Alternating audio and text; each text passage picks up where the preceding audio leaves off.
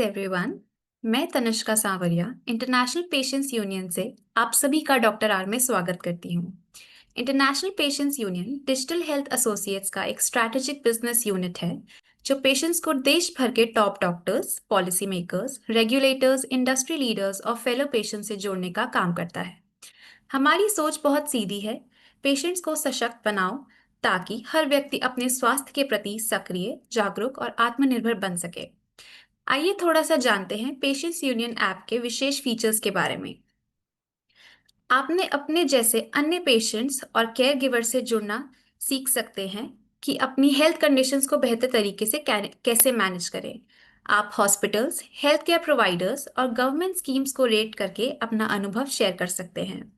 App पर आपको authentic health resources और सरकारी स्कीम्स की जानकारी मिलती है। आप 34 डिजीज स्पेसिफिक कम्युनिटीज का हिस्सा बन सकते हैं और अपने अनुभव बांट सकते हैं।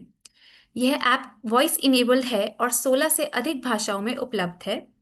आपकी प्रिवेसी के लिए आप अपने पोस्ट एनोनिमस तरीके से लिखकर पोस्ट कर सकते हैं।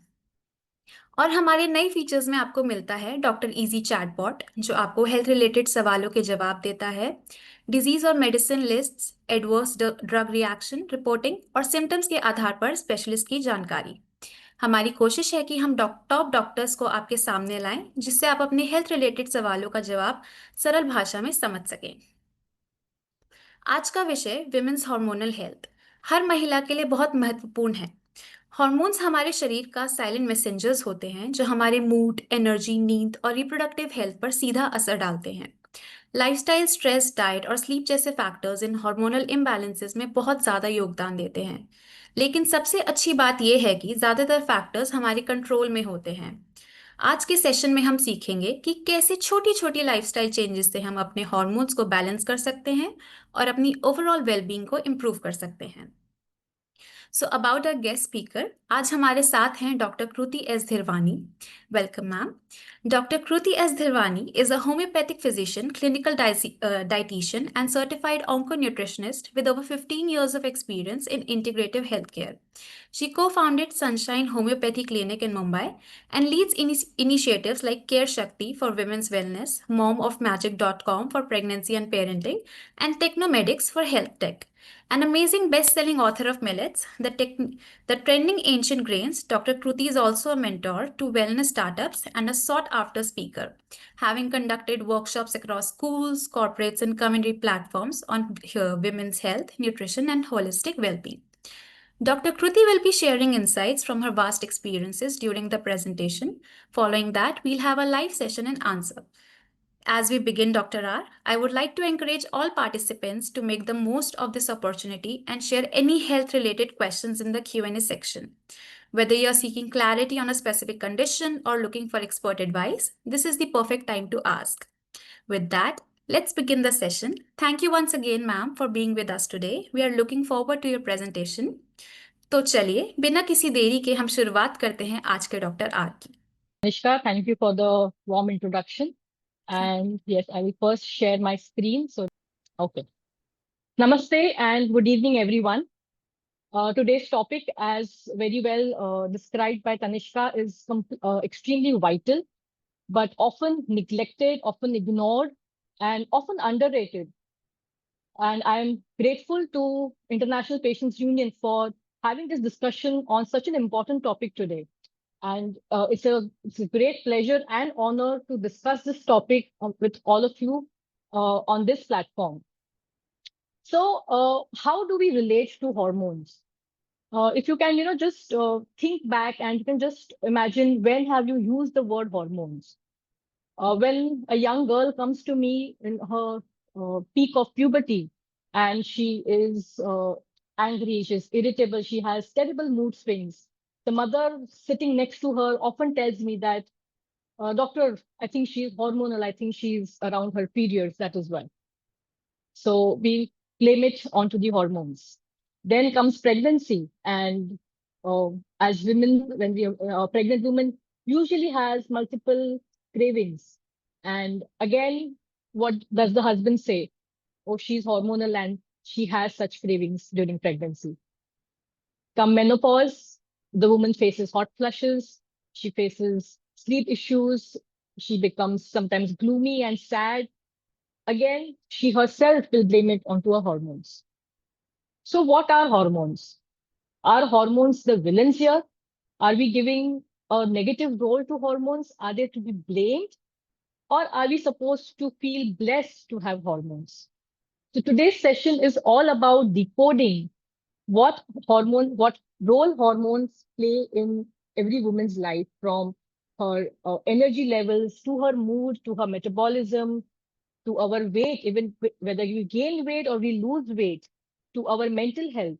Everything is decided by our hormones. So let's begin today's session. First, let's understand what exactly are hormones. Hormones are nothing but chemical messengers that perform various functions in our body, or they contribute in our growth, our metabolism, that is how we are utilizing our energy levels, in reproduction, in our moods, in our weight management, and much, much more. And before I go into the details of how these hormones affect our body, let's understand the key hormones that are important for every woman. We all know about estrogen, progesterone, testosterone. We've heard these names somewhere, sometimes from some doctor, on some social media platform, or on some in some article. So what are these hormones? Estrogen is a hormone that is secreted by our ovaries, that is a part of our reproductive system, and it is also secreted by fat tissue in our body. Now, women already have a higher fat content as compared to males. So, yes, from your fat tissue also the estrogen is secreted. And what does estrogen do? Your monthly menstruation, your periods, are regulated by this hormone. It supports pregnancy and it maintains bone health. From our puberty till our menopause, estrogen is a hormone that will prevent the calcium from the bone to get depleted. So that is the reason why this hormone is extremely important for us. The levels, of course, fluctuate uh, during ovulation. That is your mid-cycle. The estrogen levels in our body is at its peak, and it is lowest when we get our periods. And of course, when a woman starts menopause, when she attains menopause, that is when the hormone will start to decline. Then we have progesterone. It is also called as a relaxing hormone. This hormone is also secreted by the ovaries, and it is secreted by the placenta during pregnancy. So this hormone is very important when a woman is pregnant. To maintain the pregnancy, to support the pregnancy, it prepares the uterus for pregnancy, and also post-pregnancy during breastfeeding. So this is important during the reproductive years and during that phase of pregnancy and lactation for every woman. Then we have testosterone. Now we all know testosterone, we've heard it is a male hormone. Yes, it is predominantly a male hormone, but every woman has a small amount of testosterone in her body. This hormone helps with muscle strength and moods.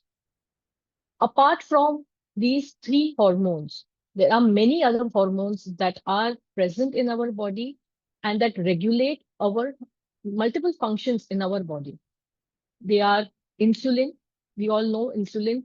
It helps to maintain and regulate blood sugar levels in our body. You have heard it from diabetics who are on insulin injections. But insulin plays a very important role even for women. Even if you are non-diabetic, it plays a very, very important role to keep the blood sugar under control. Cortisol, it's a stress hormone. It affects both our energy levels and how our body is utilizing that energy. So it affects both. Melatonin, it's a sleep hormone. It kind of regulates your sleep cycles, and we know that our body detoxes during our sleep. So it provides a lot of antioxidant benefits during our sleep. Thyroid hormones, they control again metabolism and energy production both. So we spoke about the key hormones, we spoke about the other hormones. Now we always give more importance to estrogen and progesterone because we believe that they are far more important. But if you see the hierarchy of the hormones, you will realize that cortisol is one of the most important hormones. And we often neglect these set of hormones. We always focus on the tier 3 hormones and not on the tier 1.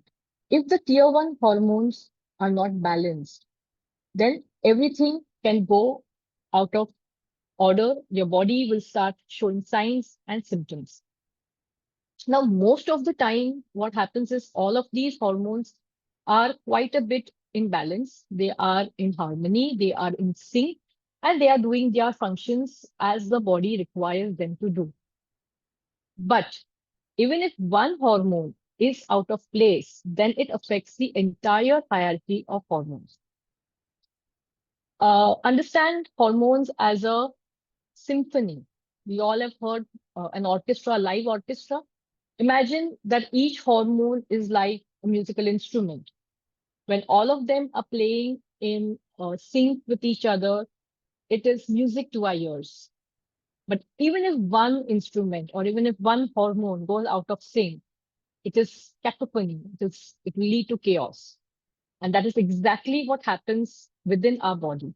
When even a single hormone goes out of order, goes out of balance, what we face is this: mood changes, weight gain, sleep issues, heavy periods or scanty periods or delayed periods, anxiety, PMS, and much, much more. The slide would be smaller for me to describe all the symptoms that it can cause when the hormones are imbalanced. Now, how do we understand and from when to start understanding what are the signs that the hormones are trying to give us when it is going out of sync? Let's start from the very beginning. That is your puberty, or as we call in medically, the menarche, when a girl starts her periods a little before that. So that is the first life stage when a body is exposed to hormones. The normal age of puberty in India currently is between 8 to 13 years. The average age a couple of years ago was around 13.5 years in India. But in the last couple of years, because of obesity, because of sedentary lifestyle, and because of nutritional deficiencies, this age of puberty, the average age of puberty has come down to 12 years. Before a girl gets her first period, a year or 2 years before that, she will start developing breast. She may have a growth spurt. And after that, the first menstrual cycle will begin. So, what exactly is normal puberty?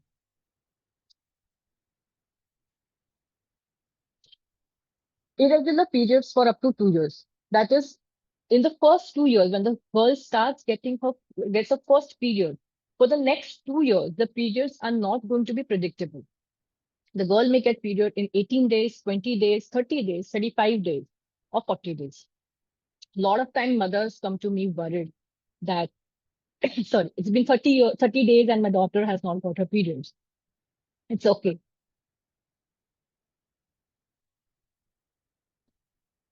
It's okay. You don't need to worry. The body is still trying to find its rhythm. The body is adapting to the hormones. It will take time for the body to balance the hormones, to see how to take its time to get into a rhythm, which will be unique to every woman.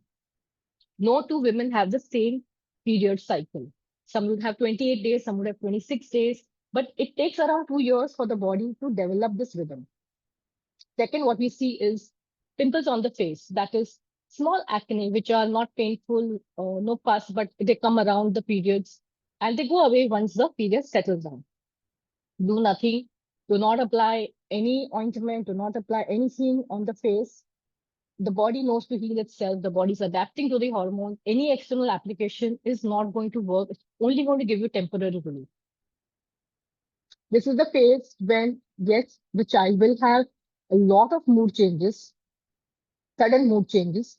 She will be irritable one moment, she may be crying the other moment, she may be sad and morose the next moment.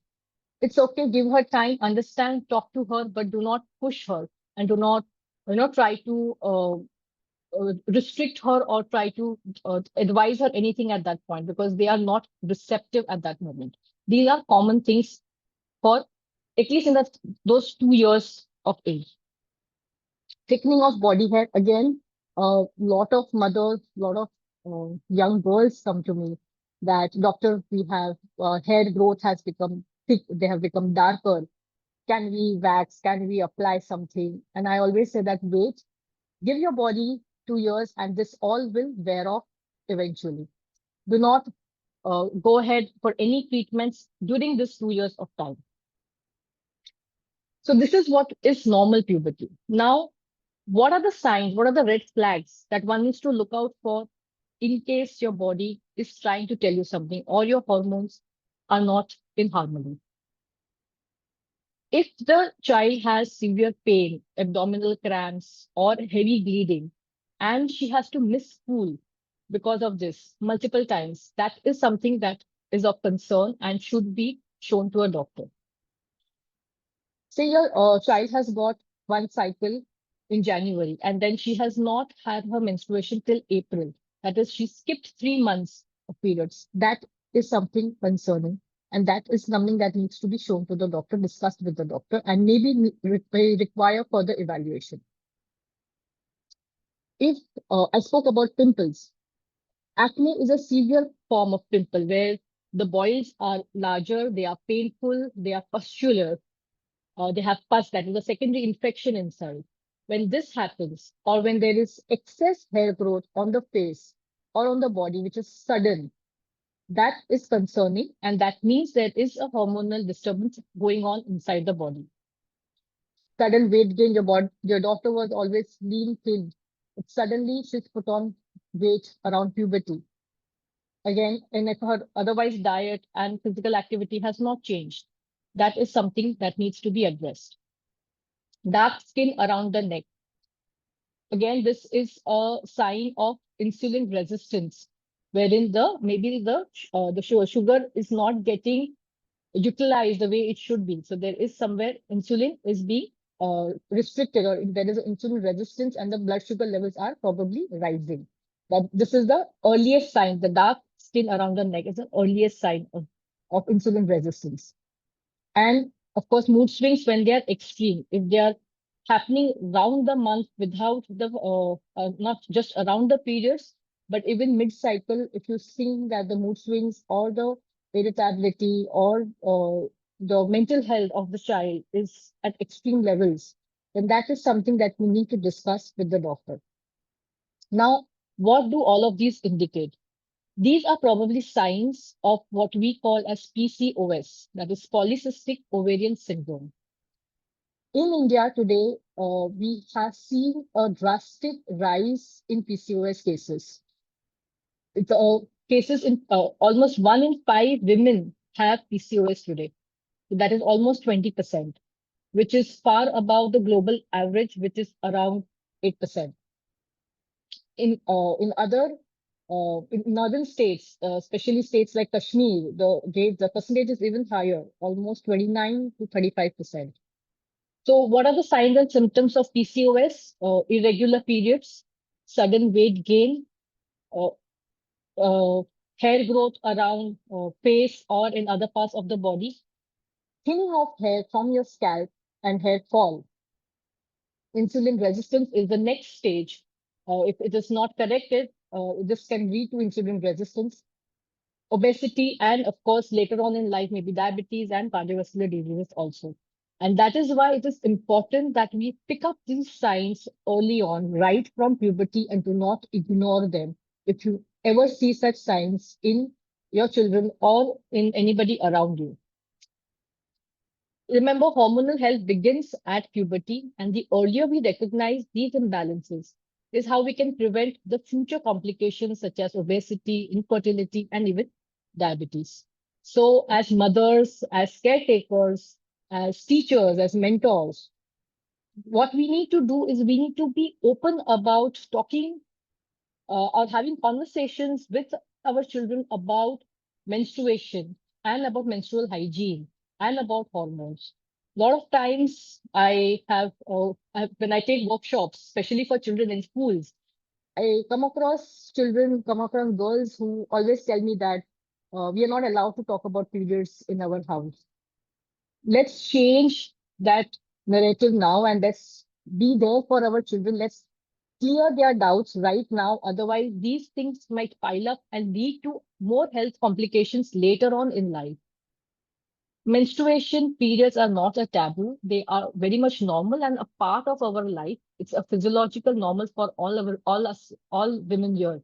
So let's make it very, very normal and let's have a conversation openly and let the future generations not suffer. Even if there was restrictions in the past, let's not carry this forward for our future generations because it's very much necessary since the menarche and the puberty age is getting lesser.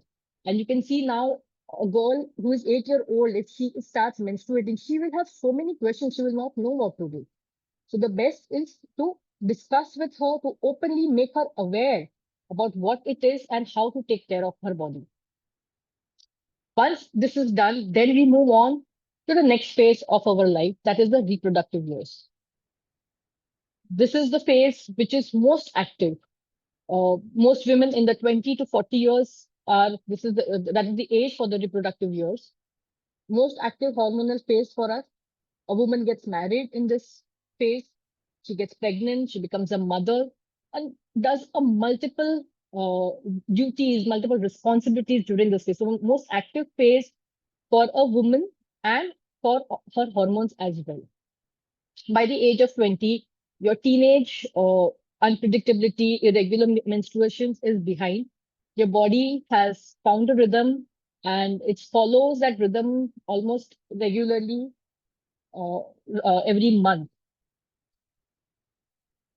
What are the things that you need to look out for in this phase of life? PCOD, PCOS again is common not only in teenage but also in your 20s and 30s. PMS, that is your premenstrual syndrome, which is mild and is common, may need not require treatment, but yes, if it is extreme, it may require attention. That is, it will go to PMDD, that is premenstrual dysphoric disease. This is when PMS usually starts a few days before periods, where you become irritable or you may want to cry or you may become a little sad at that time or more angry at that time or get easily excited over small triggers. Whereas premenstrual dysphoric disease is something which starts mid-cycle around your ovulation and it lasts for a longer period of time and it's slightly more extreme. PMDD requires attention, it requires to be discussed with your doctor.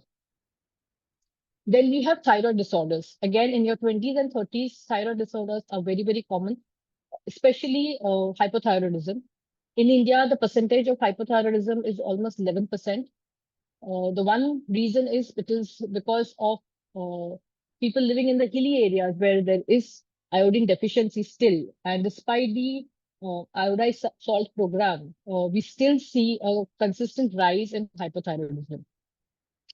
So again, the symptoms for hypothyroidism is fatigue, weight gain, menstrual irregularities, scanty periods, delayed periods are some of the common thyroid disorders that we see in hypothyroidism. Now, all of these hormones are very much interconnected. And the things that we need to understand in this phase of life is each hormone will affect the other one. So, for example, when we stress too much, then it affects our cortisol, which is our stress hormone. It will trigger the cortisol. And cortisol, when it is increased, it will block progesterone. Thus affecting our pregnancy, thus affecting our regular menstrual cycles and other hormonal functions that progesterone takes care of.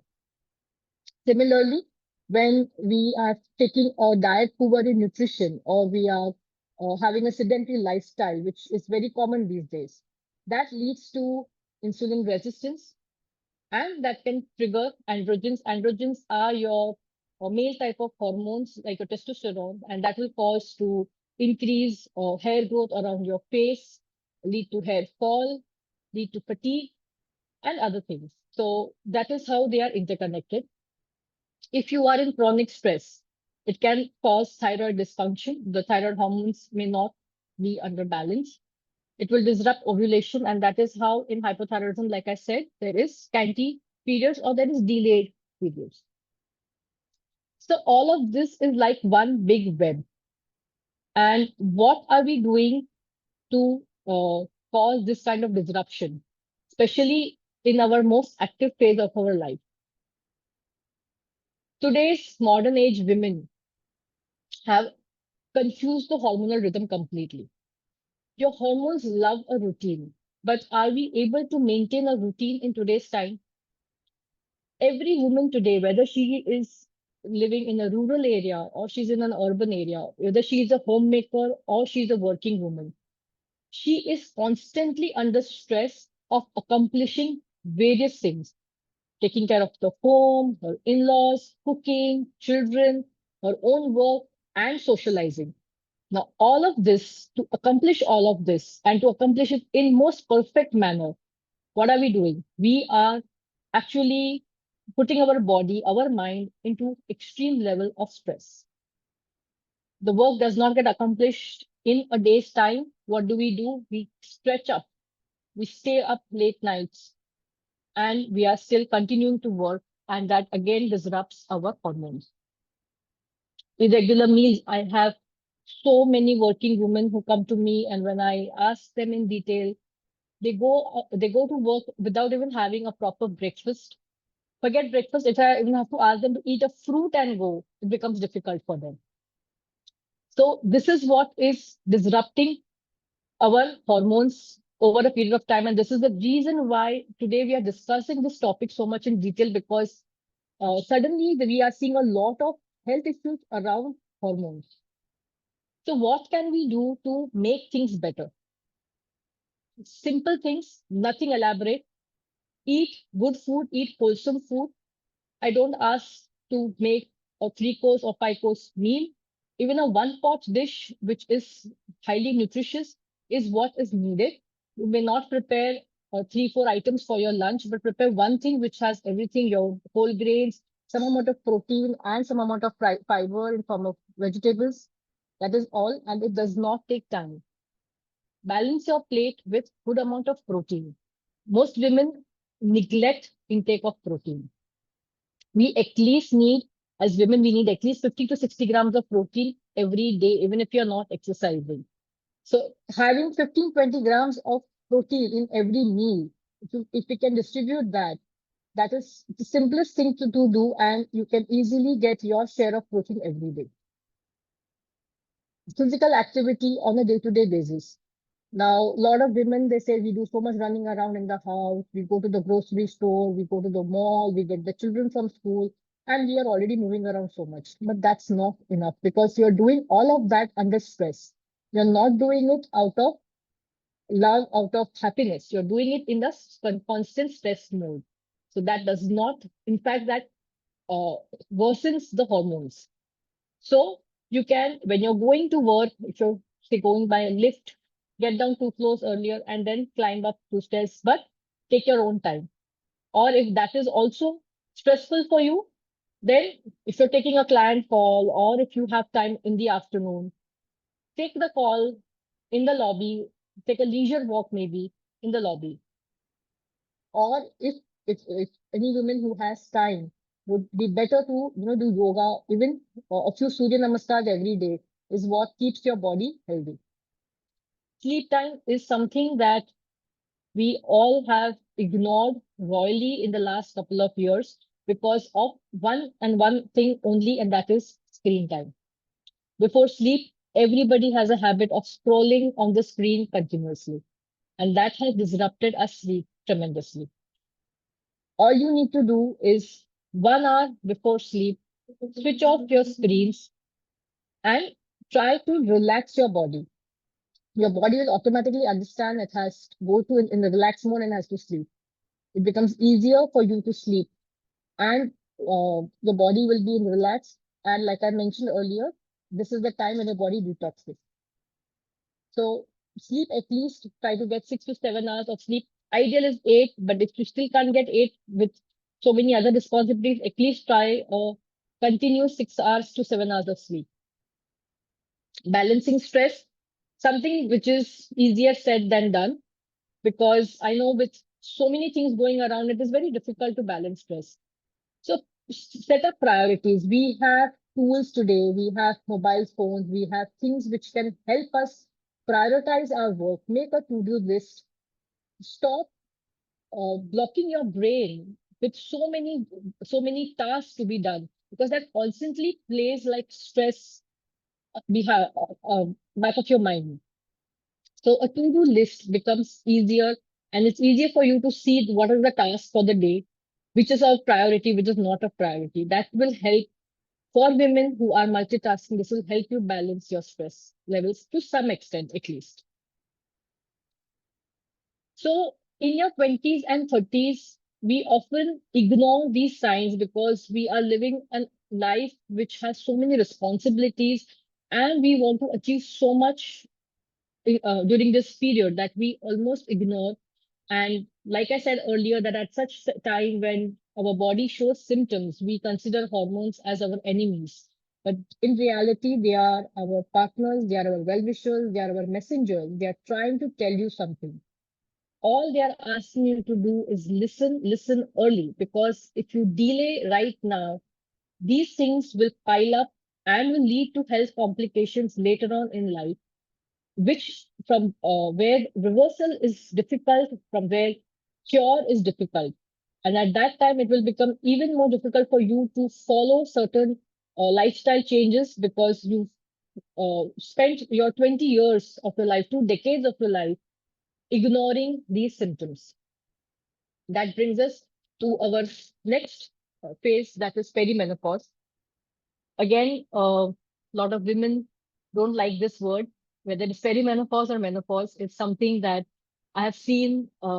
They will always say, "Oh, doctor, I'm so scared that I'm getting into perimenopause, or I'm going to have menopause." But I feel that this is a golden era, and it's your body, and we are very lucky to have this phase in our life, because this is kind of a warning and a alarm clock for us that yes, please wake up and start taking charge of your body. So what is perimenopause? Perimenopause usually starts as early as in your early 40s.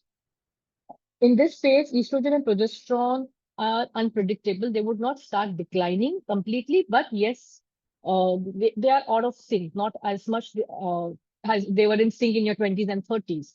So you will see some menstrual irregularities. You will see your cycles being a little unpredictable, if not by the cycle days, but maybe the bleeding might be a little less or more, depending upon how your body reacts. Uh, so this is the phase where it's like a hormonal storm. Like right now, India is facing a weather change, a weather storm, where it's sunny one day and it's raining the other. And similarly, something is happening in your body, that one day you feel good and the other feel you are completely low and you don't know what went wrong.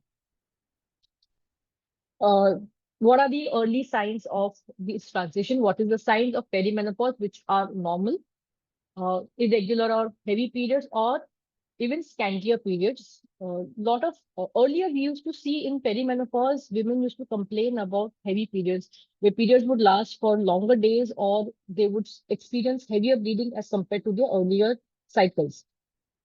But lately, in my experience, what I started seeing is most women complain about scanty periods, that periods come for lesser amount of days, and the quantity of blood is also less.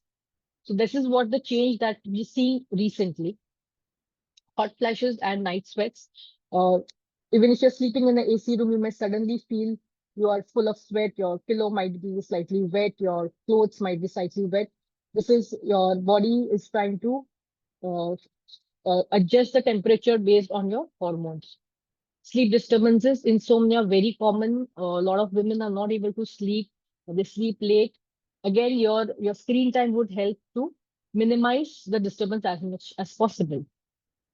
Mood swings are extreme. Anxiety.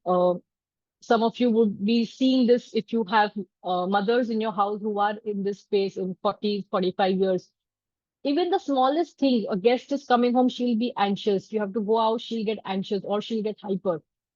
And she'll start saying, oh, do this, do that, this is pending, this is pending.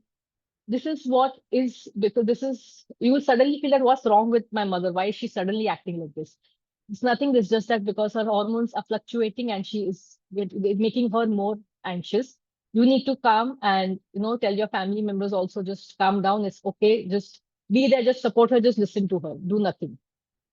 And forgetfulness again, because as women, Indian women, multitasking and with the increasing anxiety, forgetfulness is very, very common. Weight gain. Weight gain happens in this phase because your metabolism slows down. The way your body utilizes energy, that reduces, so that your metabolism goes down. And that is the reason why weight gain happens during this phase. So what happens is we eat the normal what we've been eating for the last 2 decades. So we are continuing to eat the same amount of food. So our calorie intake is same. Physical activity is more or less the same, but the metabolism has gone down. And that's the reason for weight gain. And that is especially around the weights, and that is called the visceral fat. That is what we see usually happens. And yet, when women in their 40s, in this phase, perimenopause phase, when they see this kind of weight gain, their first reaction is to go for a crash diet or to go for the diet that is available on social media or that's trending. But you have to understand here, take a pause, understand that your weight gain is because of slow metabolism, not because of that you're eating something wrong. All you need to do is just eat more nourishing foods, be a little more active, and gradually the weight will be off. So give it time and do not rush to follow a diet, because that will only cause more hormonal disruptions. When your body is not nutritionally uh, complete, the body doesn't get enough nutrition, then of course more hormonal disruptions are likely to happen. Joint pain and skin and hair changes are also common. Skin usually becomes dry. Hair also loses its shine, it becomes dull because, again, because of hormones. No amount of shampoo, conditioners can change this. Only internal nutrition can help. So having good, healthy fats, omega 3, omega 6, that is from your nuts, your seeds, coconut oil, olive oil, that is what helps you in during this phase. Vaginal dryness is very, very common, very, very prominent. And this causes difficulty in sexual intercourse with your partner. So using of, non-medicated lubricants like your KY jelly or something is safer to use. And these are, again, all signs of transition. This is your body telling you you are entering into a menopause phase. Perimenopause can last anywhere from 2 years to 5 years, depending from woman to woman. It's not something defined. It is different for every woman. So this is kind of giving you a time to now correct yourself and work on things that are important and be ready, brace yourself for the menopause that is going to come in a couple of years. So don't consider this as just stress, because when these symptoms start happening, usually women say that, oh, it is stress or it is, I'm just aging. No, it is a transition and this will require attention. You need to pay more attention, take better care of yourself so that your next stage of life becomes smoother. And what you need to do is this. I mentioned earlier, it's a golden window of preventive care, and it is not a disease. It is not something that we need to be afraid about. It's not something that we can ignore. What we need to do before we step into menopause. Earlier, when I mentioned that when your estrogen levels go down, calcium from your bones gets depleted. So you need to increase calcium intake in this phase of your life. So eat more calcium-rich foods, get more vitamin D. It would be ideal to get vitamin D from its most natural source, that is sunlight. Exposing your body into early morning sunlight, even for 15-20 minutes, not only gives you the required vitamin D, but it also reduces secretion of cortisol, which is your stress hormone. And it keeps you happier throughout the day, and it helps you deal with the daily routine, the daily multitasking work that we all do. So just, the morning when you wake up, rather than opening your phone and checking your screen, it is best to open your window and take the fresh sunlight and let your sunlight fall on your face and on your skin. Protein, as I mentioned, that yes, we need to have at least 50 to 60 grams of protein every day. So having 15, 20 grams of protein in every meal is a must. We can't ignore. At the same time, we don't need to go for any artificial protein supplements as long as not required. We can try to incorporate through natural sources itself. You can have eggs, you can have paneer, fish, uh, your pulses, millets, nuts, seeds. There are plenty of options to get protein naturally. Phytoestrogen is something that mimics estrogen. So, and they're naturally present in some foods. How they help is when your estrogen levels are going down.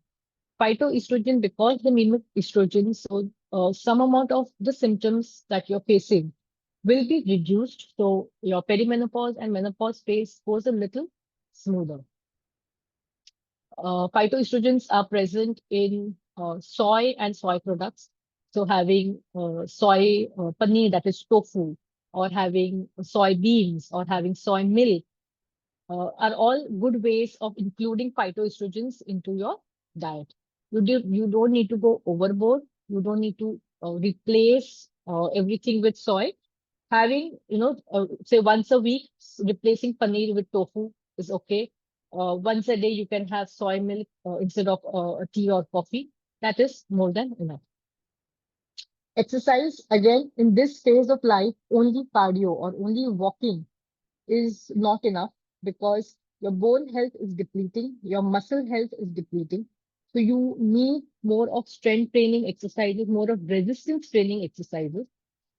If you can go to the gym and do some of these, well and good. If not, yoga is the best option. It is good for both your bone and your mind.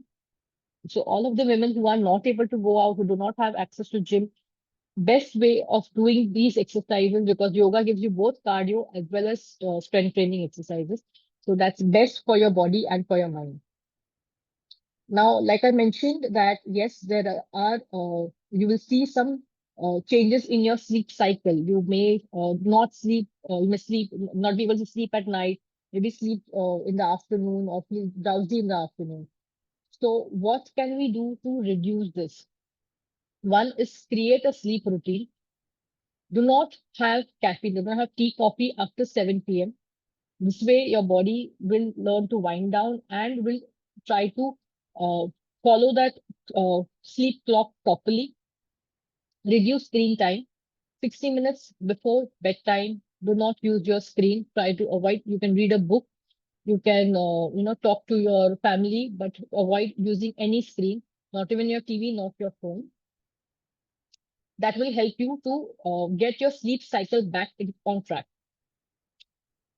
Fourth and most important, which we hardly talk about, is when the woman is in this stage, 40, 45, and her children have grown up, her partner is busy with work, she feels lonely at this stage because all her life she's dedicated to her children, to her family, and now suddenly she finds when she has time for herself, she finds it very lonely. She doesn't know what to do, she doesn't know whom to talk. That is when the anxiety starts sleeping in, the depression starts taking over.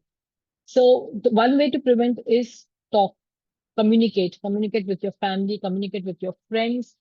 If you are into social activities, even better. If you have a social circle, speak out, go out. If not, if you have nothing of this, and if you're still doing that, I'll tell you a simple thing. If you like music, just play your favorite music. Try to divert your mind at that point of time. Pick up a hobby, pick up a new skill, learn a new skill, learn a new language. It's okay.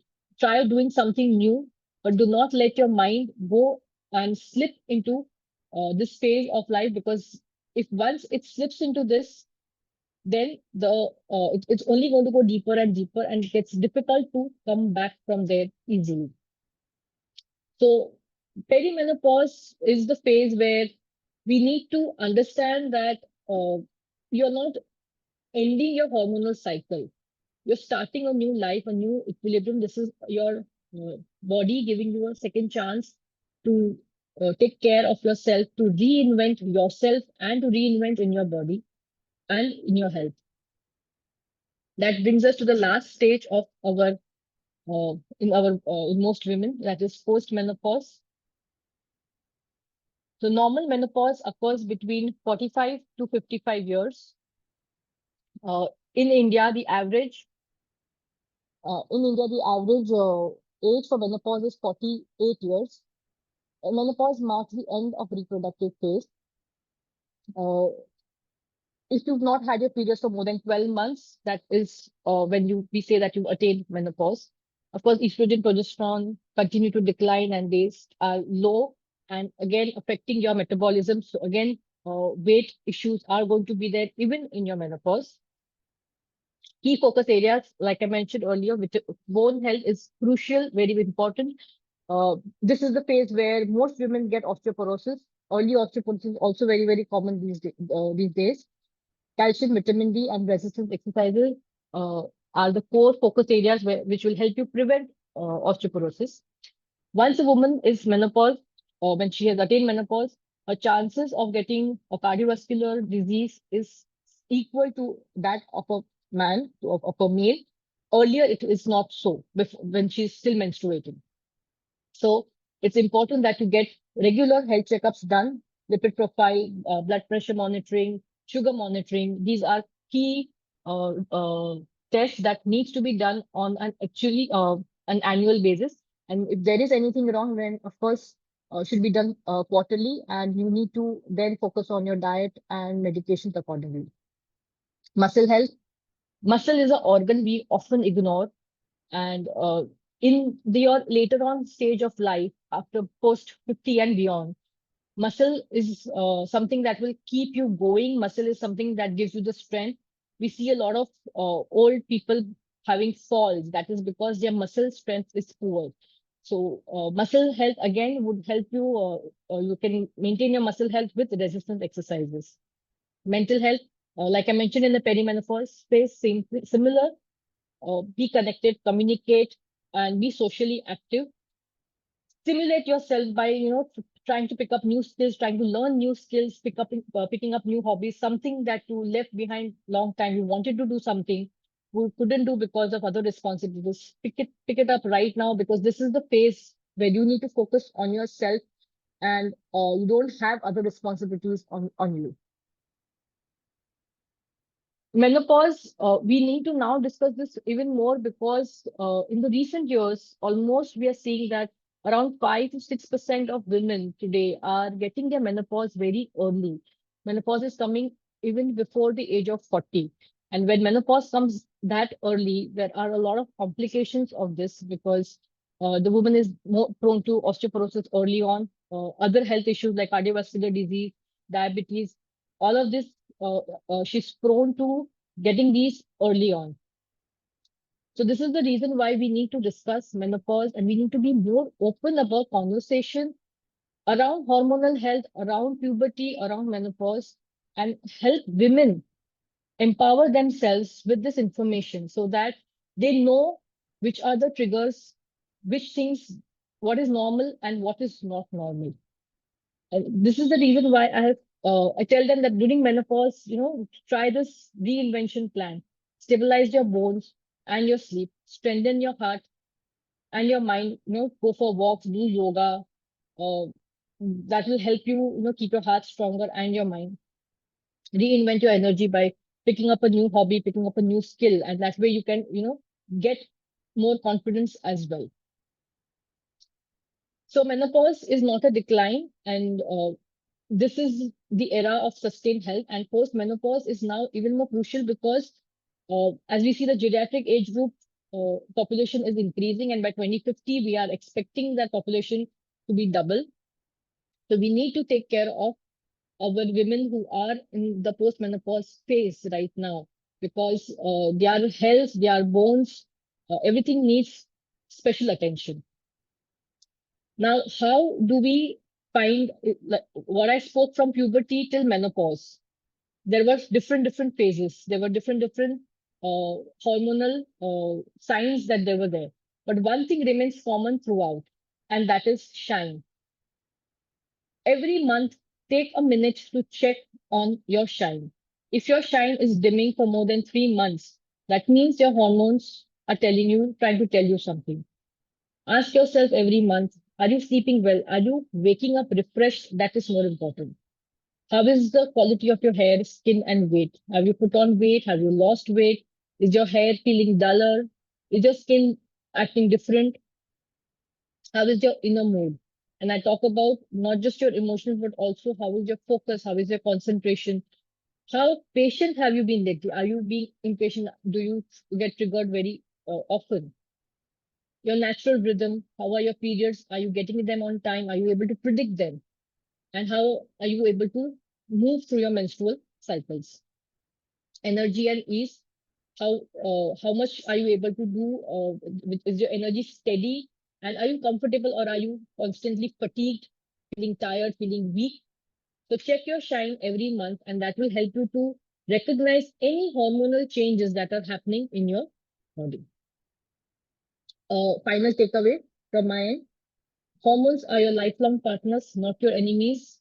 So what I began with in the beginning, the question that I raised, that no, they are not your enemies. They are your messengers. They are your lifelong partners. They are your well-wishers. They're actually trying to help you. Each life stage has unique hormonal shifts, and we need to learn to read the signs. All we need to do is be mindful and listen to what our body is trying to tell us. Early attention prevents later complications. And there are hormonal replacement therapies, but I strongly believe that lifestyle is the best hormonal therapy. So changes in the lifestyle should come first before going to any hormonal replacement therapy. No, menopause is not an ending, it's an evolution. So please stop the fear. Please don't fear menopause. In fact, it's a good phase of life where you can reinvent yourself and you can invest in your own health. And yes, most important that we need to change the context, especially for Indian women who are constantly multitasking and not talking about her own health. We need to change that, and we need to uh, make this awareness that more women need to come out, have this conversation around periods, around menopause, around your hormones, and what are you experiencing in every stage of life. Your stories might help inspire others. So, every woman out there, I would request you to come out, tell your story. You never know whom it inspires and how it will change somebody else's life. So, uh, this is my last slide. Hormonal health is not about fixing. Don't try to fix everything. What it's trying to do is asking you, we don't have to fix what's wrong. We just want to understand what's changing. Sometimes just a mild correction is enough because our body is very wise. It knows how to heal itself. Small factors, which I have already mentioned in your diet, in your lifestyle, in your sleep, would help you to go a long way. So all your hormones are doing is asking you to listen. Just be mindful of what is happening within your body. Thank you. And I hope this session has inspired you to look at hormones and to look at your health with more compassion and more confidence. Thank you. Thank you so much, ma'am, for your in-depth and valuable insights. So, starting with the discussion, I have a few questions for you. Sure. So, from your experience, how does homeopathy or integrative medicine help in treating hormonal imbalance? Homeopathy, again, is a very holistic science. So we take into consideration about all the symptoms that are happening. And homeopathy has a power that it will let the body heal itself with just a minute dose from our end, which just helps in the correction what I just spoke in the last. Everything does not need to be fixed. It just needs a minor correction because the body is very wise. And just like you mentioned, a lot of times I get patients who tell me that, doctor, my periods are coming up next month. I have a religious function to attend. Can you give me something in homeopathy that, can delay my periods, or I can get my periods early? No, that's not how homeopathy works. Homeopathy will work to balance your hormones if they are imbalanced, but they will not work as a quick fix. They will work to holistically help your body be balanced. So yes, in in cases of PCOD, PCOS, even in cases of thyroid, we have seen homeopathy work beautifully. Even for pregnancy and lactation, in certain cases, we have given homeopathy, and they have worked. It's worked beautifully for them. So moving on to the next question, can digital tools or health apps help women monitor and manage their hormones better? I have been waiting to see a tool that can actually do that, and yes, it can. We all use menstrual tracking app. We all have it in our phones. It's inbuilt, or we use it on our fitness bands. But what it does is just telling us month after month, it's just tracking our cycles. It is not, if we can, personalize it further for PCOS, for our teenage children, for menopause, for also the amount of bleeding. So if you put in that you got your cycle on this date, it will automatically mark the next 4 days as red. What if somebody is not bleeding for 4 days? What if somebody is bleeding only 3 days? What if somebody is bleeding for 7 days? So these variations can definitely help us to pick up PCOS faster, to pick up menopause faster, to pick up menorrhagia faster, or endometriosis, or any of the other hormonal conditions, even thyroid for that matter. So yes, digital apps can play a major role in helping us track these diseases faster, especially PCOS, because something which goes undiagnosed for a long period of time. Okay. So thank you, ma'am. The next question is, what message would you give young women to start caring about their hormonal health early in life? Uh, First, I already mentioned about the diet and the physical exercise part. What I've not mentioned about is something even more important are your EDCs, the endocrine disrupting chemicals. Now, these you find in your uh, the disposable plastic bottle, the soft plastic bottle, like your shampoo bottles, or the disposable tiffins that we get from the lunch boxes that we get from the restaurants when we get a takeaway. Mm. So these are the things when these affect women far more because they release something which interacts with our hormones, especially estrogen, and that causes hormonal imbalance. And that is one more reason why in today's time we are seeing more cases of hormonal disruptions because these things have gone up. So I recommend that if you can, of course, we do not have control over shampoo bottles. We all use shampoo. Try to get a bigger pack. Don't keep getting smaller packs. Transfer it into another bottle so that you're not exposing your body on a regular basis. For takeaway, of course, government and everybody is trying to push that do not use recyclable plastic. That is your black plastic boxes, which are very much popular these days. Uh, Try to use your eco-friendly ones, which are now getting more popular. So hopefully these things might change. So yes, as far as possible, avoid if you can carry your own tiffin better. If you are working and if you have to get food ordered from outside, try to transfer it in your plate immediately. And the lesser it is exposed to those plastic, the better for you. So the whatever you can minimize, try to minimize that. Apart from that, of course, reduce eating processed foods, which is again going up very high because of most women are working and they don't find enough time to cook a wholesome meal for themselves. So, like I said earlier, even a one pot meal is fine, but try to have more of wholesome food. Sometimes you eat out, sometimes you have to order from out, is okay. And be more physically active. You don't need to overdo it, but even 30 minutes every day for 5 to 6 days a week is it. So thank you so much, ma'am, for those insightful points. We have also received several interesting questions from our audience, and we'll try to address a few of them. And Sure. in case the questions are not answered, you can also drop the questions to office@patientsunion.org, and we'll get back to you with the answers. Or you can also join the Patients Union app and drop your questions there. So, we have our first question. Hormonal imbalance is becoming increasingly common among women today. What are the most frequent causes you see in their practice, and how do nutrition differ in their approach to addressing them? Okay, so yes, nutrition plays the major role. And as in how I see more and more patients in my routine practice, I feel that this nutrition is something that can correct most of your hormonal imbalances. Already mentioned that one is your increased dependency on processed food, on food that is not cooked at home, food that comes in artificial plastic containers. That is one major reason for disruption. Two is increased intake of refined carbs, uh, your refined flour, your maida.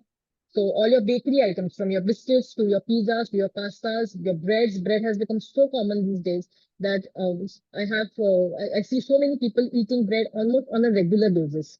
Something that is not was not part of our diet a couple of decades ago, but now has become suddenly become the part of our breakfast every day. So refined carbs is something which is harming our body significantly, especially females because they are more sensitive to these things. So immediately the effects are seen on the on women's health immediately. Refined sugar also for that matter.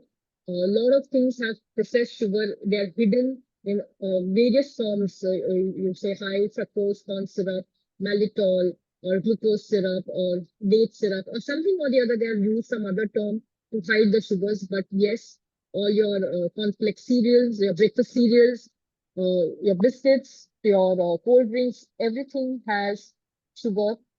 So I always tell that to eat a food that comes from a plant, but not that is made in a plant. We are right now eating food that is made in a plant, that is made in a factory, and not that is coming from plant. So try and have 80% of your diet if it is wholesome food.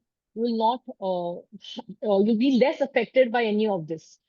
But if you are eating more of these foods, then definitely, and this is how nutrition is plays a key role for majorly for PCOS. And we've seen that even a 10% reduction in their weight, with which you achieve with diet and nutrition and physical exercise, the PCOS symptoms do get reversed.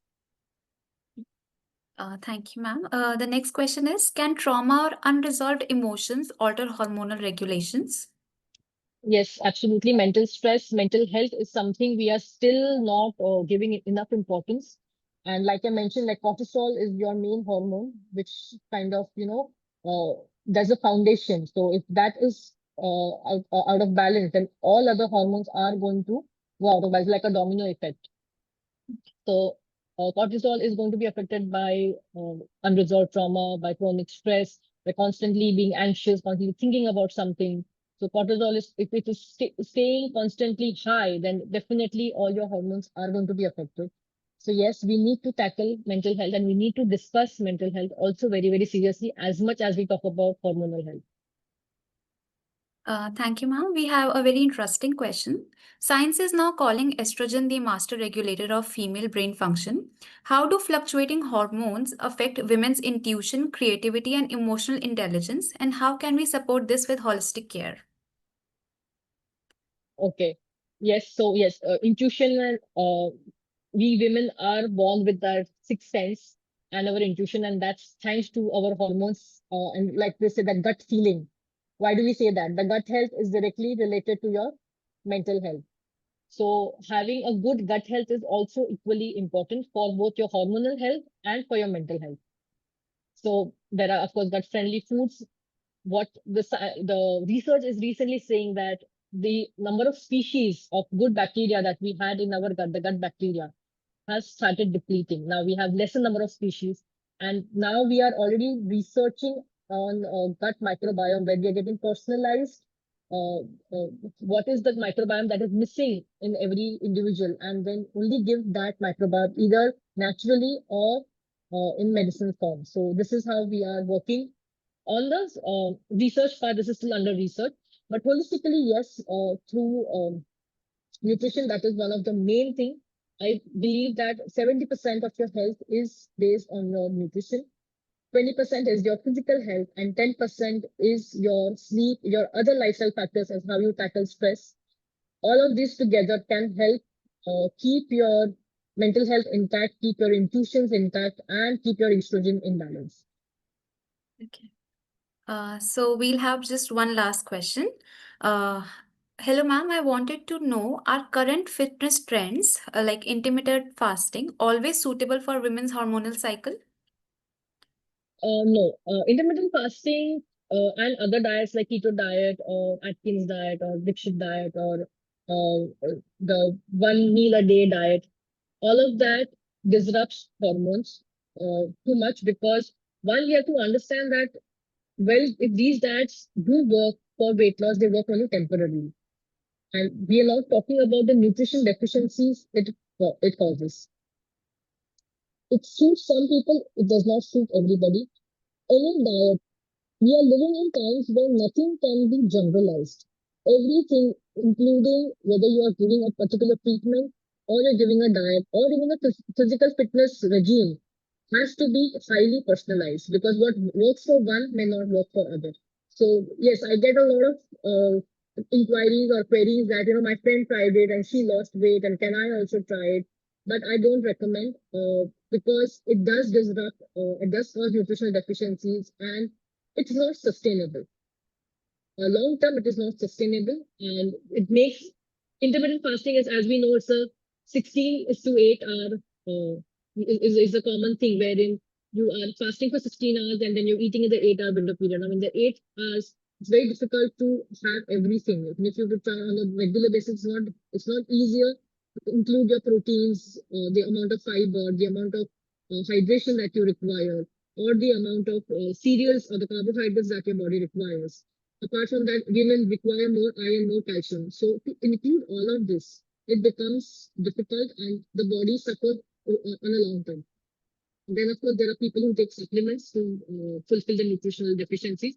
But then that can cause another set of problems. So no, intermittent fasting is not something that one should go for. A holistic diet, a wholesome diet, a mediterranean diet is the ideal diet which we usually recommend. And more so based on the a person's condition, what health problems they have, what is their routine, what is their tradition, what background they come from, is important. And based on that, only a diet or a nutritional plan should be given because that will be sustainable. It will not only help in weight loss, but it will also help to regain the health that they are losing. So yes, a more customized and a more individualized, personalized nutrition plan is the ideal way to go about and not follow any diet trends that are available on the social media in today's time. So thank you so much, ma'am. We'll now be moving towards the end of our doctor webinar. This was such an enlightening, heartfelt, and empowering session on women's hormonal health. Your words have truly inspired us to take better care of our emotional and hormonal health. A heartfelt thank you to all our wonderful participants for our active engagement and curiosity. Your questions made this session truly interactive and meaningful. If you find today's doctor are valuable, please do share it with your family and friends. Together, let's build a healthier and more informed community. For any further questions or suggestions, feel free to write us at office@patientsunion.org. Don't forget to download the Patients Union app, which is available on both Android and iOS. Until next time, stay well, stay informed, and take charge of your health. Thank you, everyone. Thank you, ma'am.